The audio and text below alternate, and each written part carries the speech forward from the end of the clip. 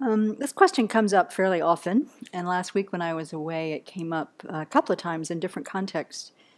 How do we keep falling into despair or distress when we see or experience the suffering in the world, or the chaos in the world, or the insanity in the world? Pick your descriptor. And I had already planned to talk about this today, following a little bit on Venerable Semke's talk about dukkha. But I listened to some of the eulogies this morning for U.S. Representative, the Honorable Elijah Cummings, the congressman who died last week. And his final funeral was in Baltimore today. And there are, among past presidents and other very important political people were speaking. And so I listened while I was working with photos. Not among the praises for him, not the least of which was over and over people citing his incredible hope, faith, and a capacity never to give up, working for the benefit of others, working for the greater good. And they kept saying it was important to him to speak out loud, and he spoke powerfully and beautifully. You probably heard him on the news lately. He's been saying a lot, had been saying a lot, especially on behalf of those whose voices were not heard. So the funeral was in his home church, the New Psalmist Baptist Church in Baltimore, where the pastor is the bishop, Walter S. Thomas, who delivered the final, oh my God, should I call it a sermon? The final call. If you ever want to hear a powerful, gifted black preacher go to the very heart of something, watch a piece of this clip. Many people, President Clinton compared Elijah Cummings to the prophet Elijah. And the bishop said as well, he said, a prophet does three things. A prophet critiques the dominant ideology. A prophet articulates the public pain. And a prophet offers creative solutions for those who cannot find their way. Well, in that regard, then the Buddha can be recognized by people of all faiths as a great prophet. He clearly critiqued the dominant ideology, articulated our pain, our dukkha, and he offers solutions to that suffering. So for me, when I come back to the question of how do we deal with the suffering that we see day to day in front of us, one of the women asking the question is a family attorney who is dealing with divorce cases and child custody every day, and it's just wearing her down. Other people, often we hear this from people who are deeply involved in social justice issues and things like that. How do we maintain hope? And I want to say that I take great comfort in meditating on the sufferings of cyclic existence. Now, this may sound weird. And often I think people really don't want to think about. I mean, Buddha articulated so many different ways of looking at our dukkha, how to think about the unsatisfactory nature of cyclic existence. And I don't remember who went with me to Boise in 2011. Was it you? Where we went to talk on the sufferings of cyclic existence, particularly, or dukkha, the unsatisfactory nature of samsara. And these are good Dharma students. I know you guys are watching. How many people have been doing meditations on dukkha? Low hand. Maybe. How much? Nobody wants to. Who wants to think about this? And yet it's really, really important to do so. So I want to make a case for that today. I mean, the Buddha laid out many ways, and then it's been categorized many ways for us to look at the unsatisfactoriness and the suffering which we experience. So there's the three types of dukkha: dukkha of pain, dukkha of change, all-pervasive dukkha, yes. Then there are the 6 types of dukkha of cyclic existence in general. There are the 8 sufferings of dukkha in general. Now, why is that comforting? I find it comforting because when I meditate on these, I get a clear idea that this is how it is. I mean, the Buddha saw exactly what is the nature of our existence. He described it accurately, and when I see that clearly, as I'm able to see it, given my limitations at the moment. I accept that this is just how it is. Then A, I have the energy to make changes and not wasting effort wailing over spilt milk. Of course the milk is spilt. This is samsara. Get on with it, right? Then we have the energy to move forward. So of course there are starving children. Of course children are separated from their parents. Of course there are old people who are overwhelmed by loneliness. Of course there are conflicts. Of course there's confusion in government. Of course. I don't have to spend a lot of time going, it shouldn't be this way. We can go, of course. This is how it is. But we don't stop it, of course. We say, of course, this is samsara, and then we think, now what can I do?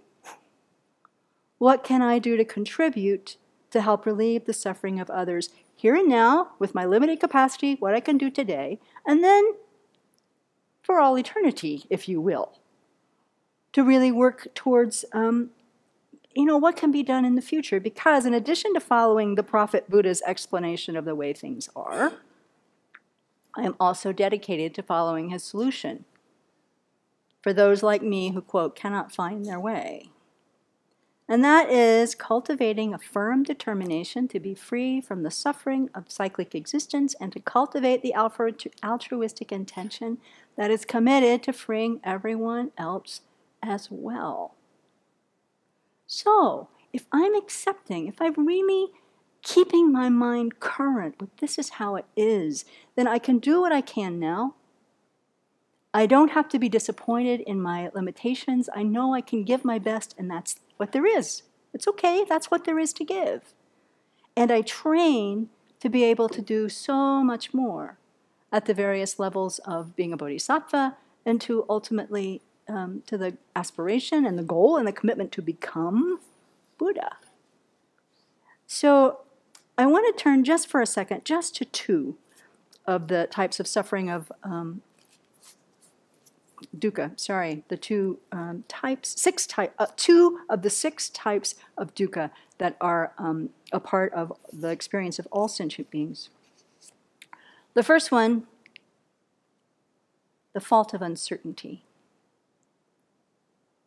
So Jay Rinpoche here, he quotes Nagarjuna, who says, for those in cyclic existence, there are no certainties. There are no certainties because fathers become sons, mothers become wives, enemies become friends, and the converse happens as well. Be aware, this is Jay Rinpoche then commenting, be aware that among the phenomena of cyclic existence, absolutely nothing can be trusted. Become disenchanted.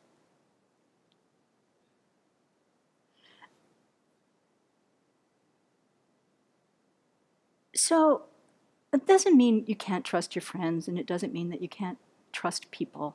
But it does mean, hello, things are changing moment by moment. They are in constant flux.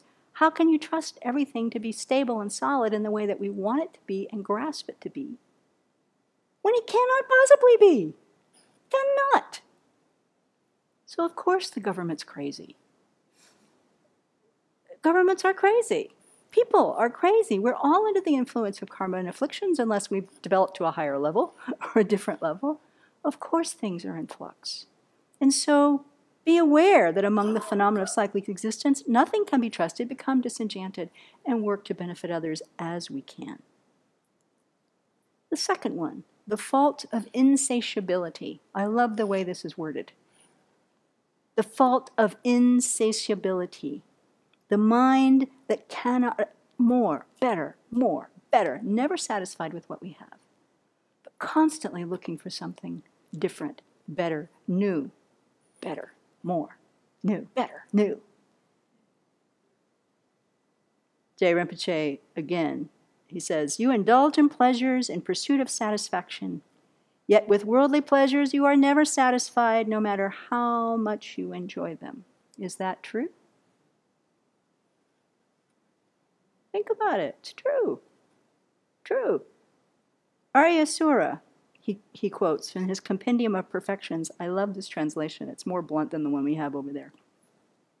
You get what you want, use it up, then acquire more. And still, you are not satisfied. What could be sicker than this? Blunt. So, and then, of course, there's the fault of casting off bodies repeatedly. There's the fault of a repeated rebirth, all of which can be described in great detail. The fault of repeatedly descending from high to low. The fault of having no companions.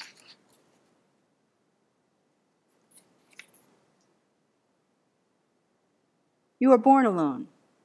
Also, you die alone. As others cannot share your suffering.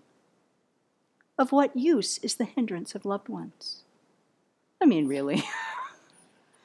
This is how it is. So, I find it comforting because these types of dukkha have been recognized by the Buddha, by an omniscient mind, who described them clearly, and then meditating on them again and again helps me accept this is the way it is. Because if I don't meditate on them again and again and again, then my mind, obscured by ignorance, is wanting things to be different. Constantly wanting things to be different. And that takes a ton of energy to rail against the way things are. So, of course, there is suffering. Of course, there is dukkha. And, of course, there is a way out of it. That's the real message. And if I don't acknowledge that dukkha, then I won't work to get out of it. So this is my case for meditating on, as an antidote to being overwhelmed by the suffering that we deal with, to actually spend some time meditating on the different types of dukkha to get that this is how it is. And then we can follow the advice of His Holiness the Dalai Lama. This is a very famous quote. They put it on little banners and stuff and hang it on the wall, but it's very beautiful. And you can see it embodied in His Holiness's life, who is definitely following the Buddha. Never give up. No matter what is going on, never give up. Develop the heart. Too much energy in your country, I think he means ours, is spent developing the mind instead of the heart. Be compassionate, not just to your friends, but to everyone. Be compassionate. Work for peace in your heart and in the world. Work for peace, and I say again, never give up. No matter what is going on around you, never give up. And of course, no matter what is going on around us, it will change in the next moment. So there's no point clinging to that either. So this is my case for when we're overwhelmed by that. It may be not in the moment, that's not the best antidote, but in general, if we want to be practicing, then to cultivate a really strong sense of what dukkha is, and this will inspire us to move forward, to develop our determination to be free, and to strengthen our bodhicitta to get everybody out of it.